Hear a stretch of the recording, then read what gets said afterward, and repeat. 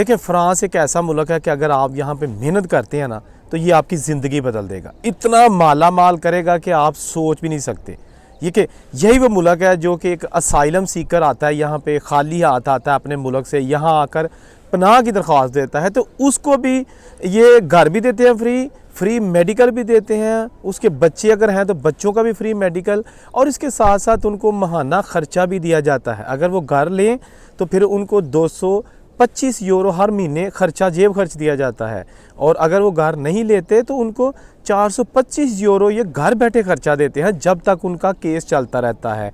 Even कि अगर उनका केस रिजेक्ट भी हो जाता है, ओफरा से इंटरव्यू उनका रिजेक्ट हो जाता है, असाइलम का केस पास नहीं होता, तो भी उनको अपील का हक़ है, और अपील का हक़ करने के दौरान भी उनका ख़र्चा बंद नहीं होता, और ना ही उनसे घर वापस लिया जाता है, ना ही उनका मेडिकल बंद किया जाता है। तो ये बड़ी अच्छी सहूलियात हैं गैर मुल्कियों के लिए फ़्रांस ने रखी हुई। फ़्रांस आने के तरीके देखिए, मैं अब फ्रांस में हूँ तो फ्रांस आने के जो तरीके मैंने देखे हैं वो तो ये है कि एक ऑफ कोर्स लीगल तरीका है, जैसा कि आप पाकिस्तान से फ्रांस विज़िट वीज़ा अप्लाई करके आ सकते हैं। विज़िट वीज़ा आपको एम्बेसी फ्रांस की दे देती है अगर आप उनका प्रोसेस पूरा करते हैं, लेकिन ये गारंटी भी नहीं होती कि आपने सारा प्रोसेस पूरा किया लेकिन आपको वीज़ा मिल जाए। विज़िट वीज़े पे लोग आते हैं, इसके साथ साथ कुछ लोगों के पास वर्क परमिट होता है। यहाँ के कोई ठीक ठाक जो बिजनेसमैन है वो स्पॉन्सर करते हैं किसी स्किल्ड वर्कर को पाकिस्तान या इंडिया से, तो वो भी यहाँ पे पेपर लेके आ सकता है। इसके साथ साथ जो ख़ातून जिसका हस्बैंड फ्रेंच है, यानी कि यहाँ के पेपर हैं, वो ख़ातून भी अपने मियाँ के पास यहाँ आ सकती है, वो भी तरीका है। इसके साथ साथ यहाँ पर आप स्टडी वीज़े पे आ सकते हैं, बिल्कुल स्टडी वीज़ा भी फ्रांस का मिलता है, और बहुत सारे स्टूडेंट्स, इंटरनेशनल स्टूडेंट्स यहाँ पे तालीम हासिल करते हैं।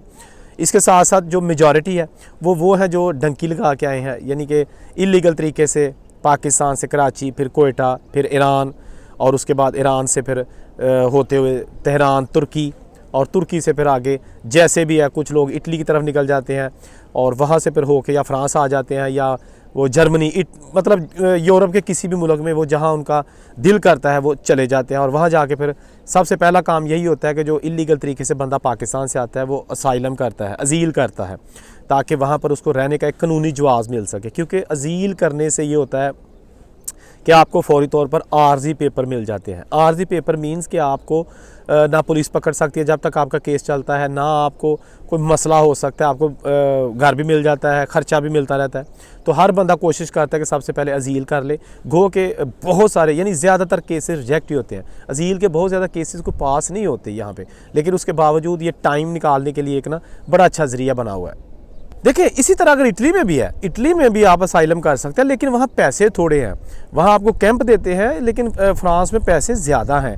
देखिए फ्रांस में आकर अगर आप मेहनत करना चाहते हैं ना, आप मेहनत करें, दिल से मेहनत करें, तो एक नया बंदा इवन कि उसके पास अगर पेपर भी नहीं है तो वो काम पे चला जाता है ना, तो उसको भी 45 यूरो एक दिन के मिल जाते हैं। और 45 यूरो एक दिन के हों तो महीना पूरा काम करो तो फिर भी 1200-1300 यूरो वो बंदा आराम से कमा सकता है। इसमें से आप आधा भी खर्चा लगा लें फिर भी 1.5 लाख तकरीबन बचा सकता है पाकिस्तानी। मतलब ये कि फ्रांस की सरजमीन पे जो पहुंच जाता है ना, अगर वो बंदा काम करने वाला हो या वो ज़बान सीख ले, तो मेरा ख्याल है कि ये फ्रांस उसको भूखा नहीं मरने देता। जी बिल्कुल, फ्रांस में भी आप शादी करके यहाँ के पेपर ले सकते हैं। आप यहाँ की जो नेशनल लड़की है जिसके पास यहाँ का पासपोर्ट है, आप उसके साथ शादी करें तो वो भी आपको जो है ना वो यहाँ के पेपर लेके दे सकती है। बहुत सारे हमारे देसी कम्युनिटी के ऐसे दोस्त हैं, ऐसे भाई हैं, ऐसे जानने वाले हैं जिन्होंने फ़्रेंच लड़कियों से शादी की है और वहाँ पर यहाँ के अब उनके पास नेशनैलिटी है, उन्होंने पेपर लिए हुए हैं। ये बड़ा कॉमन सा है क्योंकि फ़्रांस में लड़की से शादी करना को बहुत ज़्यादा मुश्किल नहीं है। अगर आप थोड़ा सा भी किसी लड़की को यकीन दिलवा देते हैं कि जी मैं ही हूँ जो आपके साथ आपको खुश रख सकता हूँ, क्योंकि फ़्रेंच लड़कियाँ अगर किसी पाकिस्तानी या इंडियन या जो हमारी देसी कम्युनिटी है इनकी मोहब्बत में गिरफ़्तार हो जाती है तो पेपर ये बनवा देती हैं। अगर आप 5 साल यहाँ पर आपको रहते लीगल तरीके से आपको कार्ड मिल जाता है, 5 साल रहते हैं, तो आप नेशनैलिटी के लिए अप्लाई कर सकते हैं, फ़्रांस की नेशनैलिटी के लिए। और यहाँ का फिर पासपोर्ट भी आप जो ना उनका प्रोसेस होता है, टेस्ट होता है जैसे दूसरे मुल्कों में है, वो करके तो आप यहाँ का पासपोर्ट भी ले सकते हैं। जी बहुत सारे हमारे पाकिस्तानी यहाँ पे ठेकेदार हैं बिल्डिंग लाइन के, छाए हुए हैं माशाल्लाह, बड़े अच्छे वो पैसे कमाते हैं और उन्होंने अपने पाकिस्तानी और देसी कम्युनिटी को बड़ी जॉब्स दी हुई हैं। इवन के जिनके पास पेपर नहीं उनको भी वो जॉब पे रख लेते हैं। गो के पैसे थोड़े कम होते हैं लेकिन उनका भी खर्चा वो चला देते हैं, ये अच्छी बात है। बिल्डिंग लाइन का काम जिसमें आपने बिजली का काम करना है, घरों को रंग करना है, ये ठेके लिए जाते हैं इमारतों के। सिंगल घर हो सकते हैं, पूरी पूरी बिल्डिंग हो सकती है। ऑलरेडी यूज जो बिल्डिंग्स हैं उनको ठेके होते हैं कि उनको क्या कहते हैं रिपेयर करना होता है, या फिर नई बिल्डिंग्स बन रही होती हैं उनके फर्श डालने होते हैं, कारपेट बिछाने होते हैं उनमें। ये सारा प्रोसेस जो है ना, ये हमारे पाकिस्तानी कम्युनिटी के जो यहाँ पे पुराने दोस्त हैं वो बड़े माशाल्लाह अच्छे तरीके से छाए हुए हैं और नए लड़कों को भी अकोमोडेट करते हैं। नया लड़का यहाँ पे जो है ना वो 45 यूरो से शुरू करता है। उसमें खा बिजली का काम है या वो फर्श डालने हैं, कारपेट बिछाने हैं या फिर रंग करना है, तो 45 यूरो से ये स्टार्ट करते हैं और एक दिन के। लेकिन जो आप काम सीखते हैं 50, 60, 70, 80 जो है ना वो एवरेज सैलरी एक दिन की जो है ना वो तकरीबन है। जो मोस्टली लोग हैं जिन्हें थोड़ा अरसा हो गया है, थोड़ा तजर्बा आ गया, तो 70 से 80 यूरो तो वो आराम से कमा रहे हैं यहाँ पे, ठीक है ना। ख़र्चा जो है ना फ्रांस में देखिए क्या कहते हैं, यहाँ आप अगर यूरो में कमाते हैं तो यूरो में ही खर्च करने होते हैं, ठीक है ना। इसका ये मतलब नहीं है कि आपके 70 यूरो एक दिन की तनख्वाह है तो 70 यूरो ही आपकी बचत है, ऐसा नहीं है। आपने रहना है, आपको घर चाहिए, ठीक है ना। घर में अगर आप शेयरिंग में रहते हैं लड़कों के साथ तो 200 यूरो महीने का आपका वो परमानेंट जाएगा, ठीक है ना, लड़कों के साथ रहने का। इसके साथ साथ खाना पीना वो भी तकरीबन 200 यूरो जो है ना वो एक एवरेज हो जाता है।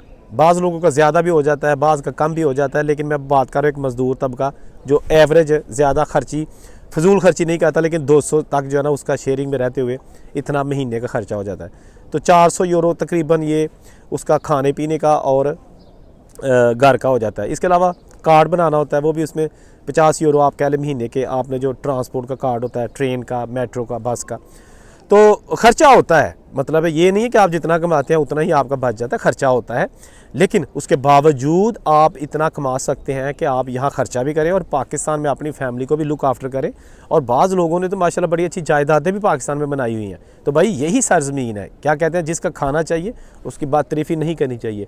फ्रांस ने लोगों की ज़िंदगियाँ बदल दी हैं। ऐसे लोग जो भूखे प्यासे बेचारे सफ़र करके इलीगल तरीके से यहाँ पहुँचे, मारे खाई, जेलें काटी, यूनान में, इससे पीछे अल्बानिया में, या जहाँ जहाँ भी उनको टॉर्चर किया गया, पकड़ा गया। इवन के एजेंट्स जो है ना जो लेके आते हैं वो भी रास्ते में आंखें बदल लेते हैं और कहते हैं कि जी आपको उस वक्त तक आगे नहीं भेजा जाएगा जब तक आप पीछे अपने घर वालों से पैसे नहीं मंगवाएंगे। तो वो मजबूर करते हैं। तो लोग बेचारे अपनी जगह बेच के, ज़मीनें बेच के, जानवर बेच के जो है ना इनको पैसे देते हैं। लेकिन जब यहाँ पहुँच जाते हैं और मेहनत करते हैं तो मेरा ख्याल है कि वो सारा कुछ पूरा कर लेते हैं। गो कि ये तरीका अच्छा नहीं है, डंकी का तरीका अच्छा नहीं है, बिल्कुल इसको सपोर्ट नहीं करूँगा। बहुत सारे लोग जो है ना हज़ारों की तादाद में अब तक अपनी जानें गंवा चुके हैं। किश्तियाँ डूब जाती हैं, एजेंट मार देते हैं, या फिर आपको कोई रास्ते में हादसा पेश आ जाता है। तो लीगल तरीके से आए। देखिए फ्रेंच लैंग्वेज आना बड़ा जो है ना ज़रूरी है। अगर आपको फ्रांस की ज़बान आती है ना, खा आप स्टडी वीज़े पे आए हैं, खा आप वैसे विज़िट वीज़े पे आए हैं, या आप काम करने के लिए आए हैं, तो अगर आप ज़बान सीख लेते हैं ना तो मेरा ख्याल है इससे आपको बहुत फ़ायदा होता है। आपकी जॉब में भी बड़ा फ़ायदा होगा और आपको यहाँ रहन सहन और इस माहौल में एडजस्ट करने में ज़्यादा वक्त नहीं लगेगा। यहाँ पर आपको फ्री लैंग्वेज कोर्सेज़ भी मिलते हैं। अगर आप फ्रांस आ जाते हैं, आपको ज़बान नहीं आती, तो आपको फिर भी यहाँ बहुत सारे अदारे हैं जो आपको फ्री फ्रेंच सिखाते हैं। तो मेरा ख्याल है कि ज़बान जिस मुल्क में रहना उसकी ज़बान सीखना सबसे बड़ा मसला है और बहुत ज़रूरी है। ज़बान सीखनी चाहिए, ज़बान के बगैर यहाँ पर बंदा गूंगा है। देखिए जी, अगर एक पाकिस्तान से पढ़ा लिखा बंदा यहाँ पे आता है, उसने मास्टर किया हुआ है या PhD की हुई है या उसने इंजीनियरिंग की हुई है, तो यहाँ आके वो ज़ीरो से स्टार्ट करेगा, क्योंकि उसे यहाँ पर ज़बान नहीं आती। इंग्लिश उसे आती होगी लेकिन फ़्रेंच लैंग्वेज नहीं आती, इसलिए यहाँ पर वो ज़ीरो से स्टार्ट करेगा। और अगर उसको उसके मुतलका शोबा की जॉब नहीं मिलती तो वो मज़दूर है, वो भी रंग का काम करेगा। और ऐसे लोगों को कुछ को मैं जानता हूँ जो बैंकर थे और बड़े अच्छी जॉब्स पे थे पाकिस्तान में, लेकिन वो किसी तरीके से यूरोप आ गए, फ्रांस में हैं और अब वो मज़दूरी कर रहे हैं। मज़दूरी करना बुरी बात नहीं है, मकसद ये है कि यहाँ पे ज़रूरी नहीं है कि आपने अगर इंजीनियर की है तो यहाँ भी आपको फ्रांस की जो गवर्नमेंट है आपको इंजीनियर ही रख लेगी। हो भी सकता है, लेकिन ऐसा बहुत कम होता है क्योंकि आपको ज़बान नहीं आती। तो मज़दूरी करते हैं, पैसे कमा रहे हैं, सारा कुछ कर रहे हैं, अपना और बच्चों का पेट पा रहे हैं, और उस मकसद के लिए कि जिस मकसद के लिए उन्होंने ये सारा सफ़र किया था उसमें जो है ना वो लगे हुए हैं। अल्लाह ताला उनको मज़ीद कामयाबियाँ दे, दुआई कर सकते हैं।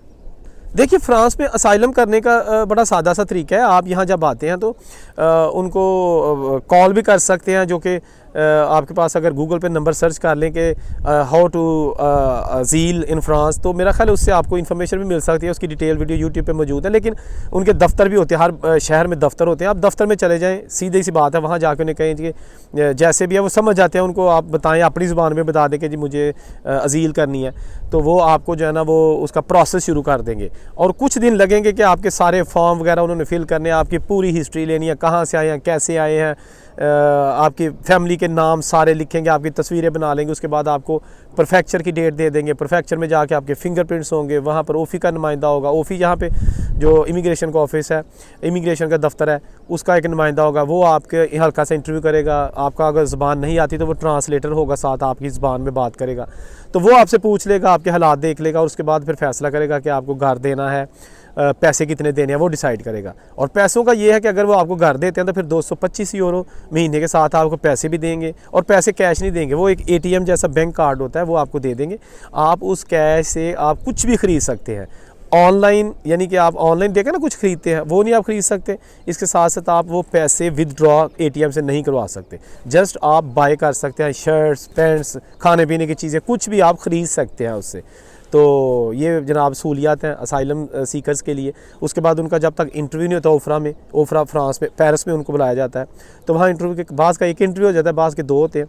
तो उसके बाद जब फैसला होता है, अगर तो पास हो जाए उनकी ज़ील, तो उनको 10 साल का कार्ड मिल जाता है, 10 साल के पेपर मिल जाते हैं। बाज़ को 5 साल के भी मिलते हैं, लेकिन वो रीन्यू हो जाते हैं।